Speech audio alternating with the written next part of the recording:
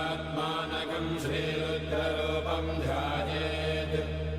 शुद्धस्फटिकसङ्काशम् त्रिनेत्रम् पञ्चवक्त्रकम् गङ्गाधरम् दशभुजम् सर्वाभरणभूषितम् नीलग्रीवम् शशाङ्काङ्कम् नागयज्ञोपवेदिनम् व्याघ्रधर्मोत्तरीयम् च वरेण्यमभयप्रदम् कमण्डलवक्षसूत्राणाधारिणम् शूलपाणिनम् ज्वलन्तम् पिङ्गलजटाशिखामद्योतधारिणम्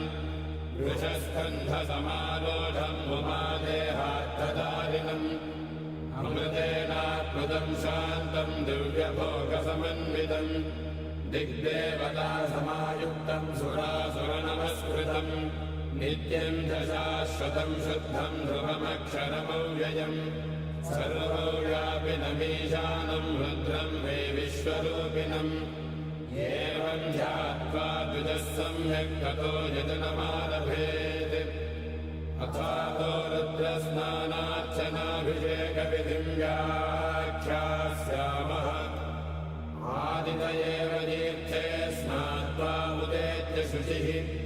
रजतो ब्रह्मचारी शुक्रवासादेवाभिमुखः स्थित्वा आत्मनि देवता स्थापयेत् प्रजनने ब्रह्मा तिष्ठतु पादयोर्विष्णुस्तिष्ठतु हस्तयोर्हरस्तिष्ठतु बाह्वोरिन्द्रस्तिष्ठतु जठरे अग्निस्तिष्ठतु हृदये शिवस्तिष्ठतु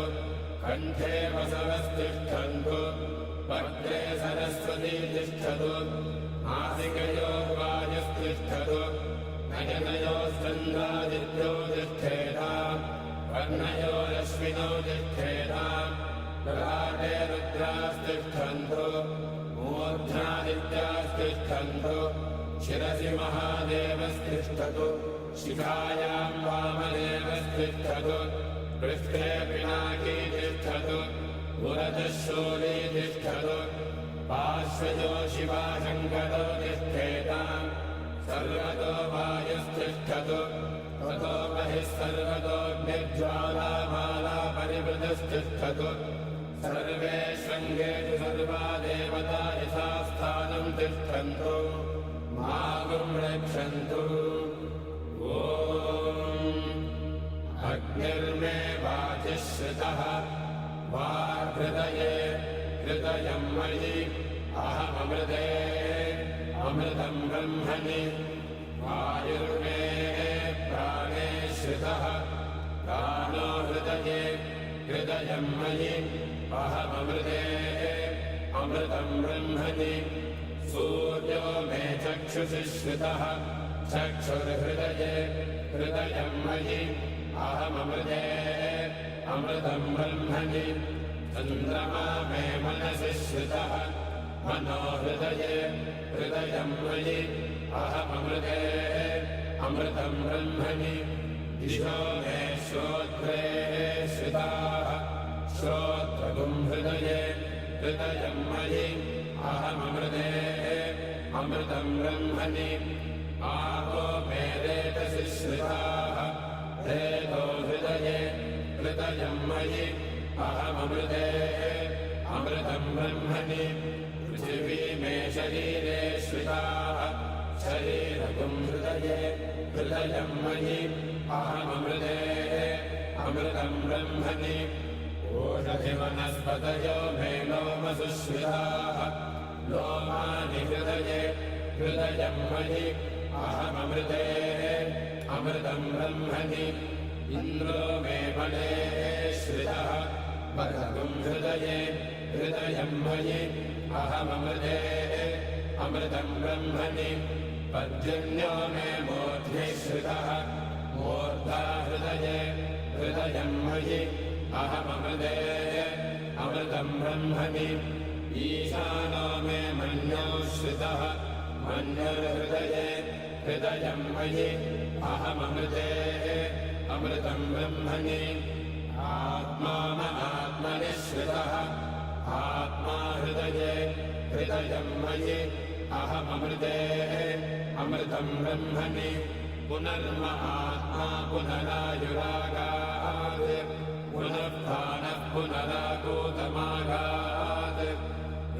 वैश्वानरो रश्मिभिर्वावृधानः अन्तस्तिष्ठत्वमृतस्य गोपाः ॐ अस्य श्रीरुद्राध्याय प्रश्नमहामन्त्रस्य अघोरऋषिः अनुष्टुप्छन्दः सङ्गर्षणमूर्तिस्वरूपो योऽसावादित्यः परमपुरुषस्य एष रुद्रो देवता नमः शिवायेति बीजम् शिवधरायेति शक्तिः महादेवायेति कीलकम् श्रीसाम्ब सदाशिवप्रसादसिद्ध्यर्थे जपे विनियोगः ॐ अग्निहोत्रात्मने अङ्गुष्ठाभ्याम् नमः दर्शपूर्णमासात्मने दर्जनेभ्याम् नमः चातुर्मास्यात्मने मध्यमाभ्याम् नमः निरोधमशुबन्धात्मने अनामिकाभ्याम् नमः ज्योतिष्ठोमात्मने कनिष्ठिकाभ्याम् नमः सर्वकृत्वात्मने करतलकरपृष्ठाभ्याम् नमः अग्निहोत्रात्मने हृदयाय नमः दर्शपूर्णमासात्मने शिरसे स्वाहा चातुर्मास्यात्मने शिखायै वषट् निरोधपशुबन्धात्मने कवचाय हुम् ज्योतिष्ठोमात्मने नेत्रत्रयाय भूषणे सर्वकृत्वात्मने अस्त्राय भटे भोर्भुवस्सुवरोभिषिदिग्बन्धः ध्यानम्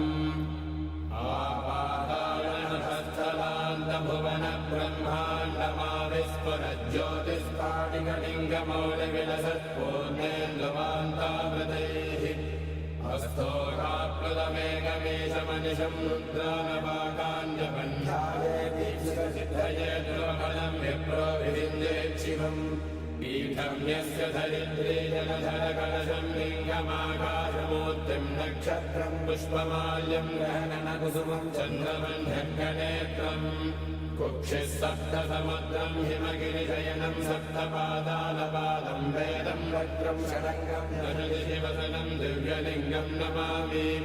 ब्रह्माण्डौ व्याप्तदेहाभसितहिमरुजा भासमाना भुजङ्गैः कण्ठे कालाकमन्दा कलितशशिकला चण्डकोदण्डहस्ताः रक्षा रुद्राक्षमालाः प्रकटितविभवाः शाम्भवा मूर्तिभेदा रुद्रा श्रीरुद्रसूक्तप्रकटितविभवाः प्रयच्छन्तु सौख्यम्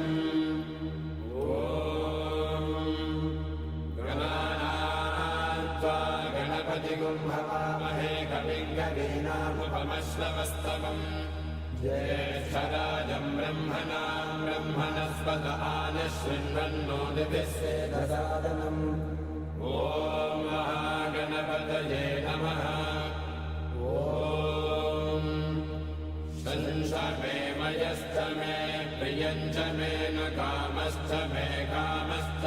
सौमनसश्च मे भद्रञ्च मे श्रेयश्च मे वश्यश्च मे यशश्च मे भगश्च मे द्रविणञ्च मे यन्ता च मे धत्ता च मे क्षेमश्च मे धृतिश्च मे विश्वञ्च मे महश्च मे संविच्च मे ज्ञात्रञ्च मे सोश्च मे प्रसोश्च मे क्षीरञ्च मे वयश्च मरुतञ्च मे मृतञ्च मे यक्ष्मञ्च मे नामयश्च मे जीवातुश्च मे दीर्घायुत्वञ्च मे नमित्रञ्च मे भयञ्च मे सुखञ्च मे शयनञ्च मे सूषा च मे सुदिनञ्च मे ॐ शान्तिः शान्तिः शान्तिः ॐ नमो भगवते रुद्राय ॐ नमस्ते रुद्रमन्यवहुतोतयिषवे नमः नमस्ते अस्तु धन्वने बाहुभ्यामुदते नमः यादयुषः शिवतमा शिवम् बभूवते धनुः शिवाशव्याया पदया नो रुद्रमृडया